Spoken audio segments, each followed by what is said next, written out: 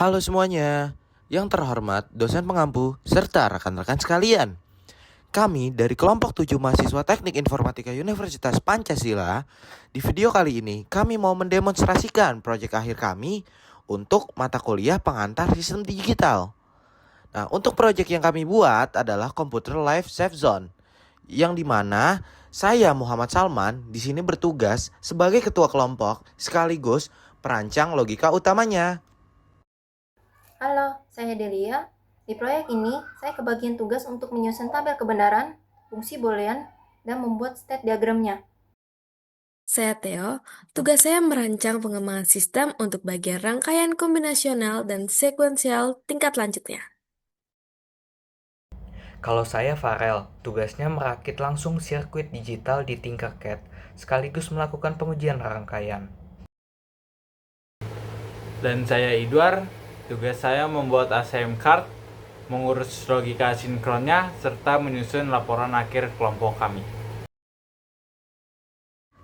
Nah, teman-teman semua, alat yang kami buat ini sebetulnya terinspirasi dari masalah nyata di stasiun KRL loh.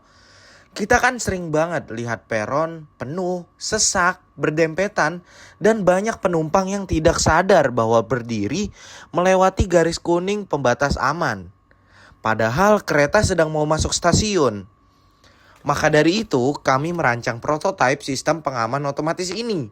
Gunanya untuk mendeteksi langsung kalau ada orang yang melanggar batas aman peron secara real time, jadinya kita bisa mencegah kecelakaan akibat kelalaian manusia itu sendiri. Untuk cara kerjanya, sistem ini punya beberapa input dan output. Di rangkaian utama Tinkercad, inputnya memakai sensor PIR untuk mendeteksi gerakan orang di garis kuning dan sebuah slide switch sebagai penanda status kereta. Apakah keretanya sudah berhenti dengan aman atau masih jalan? Untuk output utamanya, kami pakai pisau buzzer sebagai alarm di peron. Selain itu, di sistem utamanya kami juga menambahkan tombol emergency stop dan tombol reset untuk pengaman tambahan. Dari input dan output tadi, kami buat tabel kebenaran ini sebagai panduan dasar logikanya. Intinya begini, kalau kondisi kereta sudah aman dan berhenti sempurna, penumpang yang bergerak di peron tidak akan memicu alarm. Tapi, kalau status kereta belum aman dan sensor mendeteksi ada orang yang melanggar garis kuning, otomatis output alarm akan bernilai 1 atau menyala. Tabel ini juga mengatur kondisi darurat, di mana kalau tombol emergency ditekan, alarm akan langsung berbunyi tanpa peduli apapun kondisi sensornya. Setelah tabel kebenaran terjadi, kami menurunkan fungsi booleannya memakai metode SOP atau Sum of Product, biar rangkaian di Tinkercad tidak kepanjangan dan menghemat gerbang logika. Rumusnya kami menyederhanakan pakai keymap. Dari coret-coretan keymap ini, didapatkan hasil akhir yang simple banget, yaitu alarm sama dengan G dikali K aksen, di mana G itu sensor garis kuning dan K aksen adalah kondisi kereta belum aman. Kami juga mengubah fungsinya ke bentuk gerbang NAND only supaya lebih mudah pas dipasang ke IC fisik. Oke, sekarang kita lihat bentuk rangkaiannya, langsung di Tinkercad Circuit. Rangkaian ini kami beri daya dari baterai 4,5 volt. Di sini kami menggunakan dua komponen logika utama, yaitu IC 7404 untuk gerbang NOT dan IC 7408 untuk gerbang N. Alur kabelnya simple, kabel data dari slide switch masuk dulu ke gerbang NOT di IC 7404 supaya logikanya berbalik. Nah, output dari gerbang NOT ini tinggal kita masukkan ke input gerbang N di IC 7408 digabung dengan kabel sinyal dari sensor PIR. Terakhir, output dari gerbang N langsung dihubungkan ke kaki positif piezo buzzer. Mari kita uji kondisinya. Skenario pertama, saat kereta sudah sampai stasiun dan berhenti dengan aman, saklar switch kita posisikan ke logika 1. Bisa dilihat di layar waktu ada penumpang jalan melewati sensor PIR dan titik hijaunya bergerak. Piezo buzzernya tetap diam dan tidak berbunyi. Ini artinya kondisi normal aman. Penumpang bisa leluasa keluar masuk kereta tanpa terganggu oleh alarm. Skenario kedua, kondisi bahaya. Saat kereta masih jalan atau belum siap, saklar berada di posisi 0.